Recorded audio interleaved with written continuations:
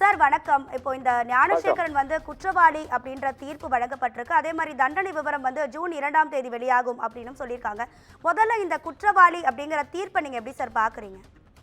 வரவேற்கப்பட வேண்டிய ஒரு தீர்ப்பு. மிக வேகமாக, விரைவாக, உடனடியாக முடித்து அந்த நபரை குற்றவாளி என்று தீர்ப்பளித்திருப்பது உண்மையிலேயே ஒரு இனி வருங்காலங்களில அரசியல் அழுத்தத்துல, அரசியல் பின்புலத்துல யாரும் இது போன்ற குற்ற செயல்களில் ஈடுபடாது தடுக்கக்கூடிய வகையில இந்த தீர்ப்பானது வந்திருக்கிறது.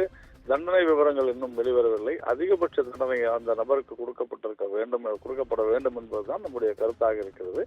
உறுதியாக இந்த தீர்ப்பானது அரசியல் பின்புலத்துல இனி இயங்கக்கூடிய இது போன்ற சமூக விரோதிகள், அரசியல்வாதிகள் என்ற போர்வையில இயங்கக்கூடியதை தடுக்க வேண்டும் என்பதுதான் நம்முடைய ஒரு விருப்பமாக இருக்கிறது.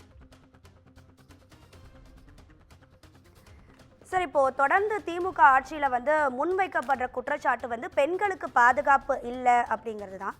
அப்படி இருக்கக்கூடிய பட்சத்துல இப்போ இந்த வழக்குக்கும் சரி, பொள்ளாச்சி பாலியல் வழக்குக்கும் சரி, திமுக ஆட்சி சமயத்துல தான் தீர்ப்பு வழங்கப்பட்டிருக்கு. இது வந்து வரக்கூடிய தேர்தலையும் சரி, மாநிலங்களவை தேர்தலையும் சரி, இந்த தீர்ப்பானதோடைய வழக்கு எதிரொலிக்குமா? அதாவது பிரச்சனையே திமுக தான். இப்போ அந்த பொள்ளாச்சி வழக்கு என்பது சிபிஐயினால் விசாரிக்கப்பட்டு, சிபிஐனால் அந்த முழு வழக்கும் நடத்தப்பட்டு சிபிஐ நீதிமன்றத்துல கொடுக்கப்பட்ட வழக்கு என்பதை நாம் புரிந்து கொள்ள வேண்டும். அதற்கும் திமுகவிற்கும், திமுக அரசாங்கத்துக்கும் எந்த தொடர்பும் கிடையாது.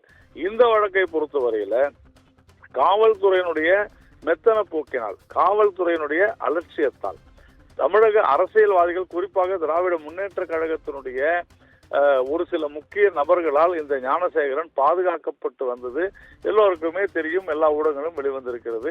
தொடர்ந்து பல்வேறு குற்ற செயல்களில் ஈடுபட்டு வந்தாலும் கூட காவல்துறை அதை கண்டுகொள்ளாமல் இருந்திருப்பதற்கு ஆதாரங்கள்லாம் வெளியிட்டாங்க.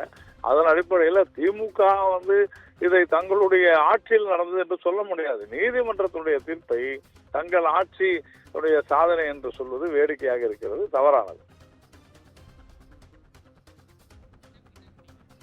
நன்றி சார். இணைப்புல வந்து உங்க கருத்துக்களை பகிர்ந்துகிட்டதற்கு நன்றி.